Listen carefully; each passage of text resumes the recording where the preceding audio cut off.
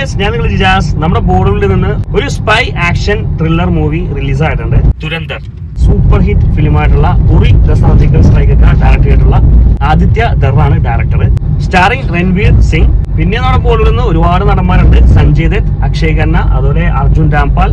ഹീറോയിനായിട്ട് വന്നത് നമ്മുടെ Annmary കലിപ്ലാനിലൊക്കെ അഭിനയിച്ചിട്ടുള്ള Sara Arjun. പുള്ളിക്കാരുടെ first Bollywood പടമാണ്. പടത്തിനെ കുറിച്ച് പറയുകയാണെങ്കിൽ ഒരു ആക്ഷൻ സ്പൈ ത്രില്ലർ മൂവിയാണ്. രൺവീർ സിംഗ് ഒക്കെ അടിപൊളിയായിട്ട് അഭിനയിച്ചിട്ടുണ്ട്.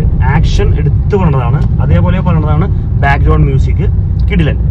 3.5 മണിക്കൂറോളം പടമുണ്ട്.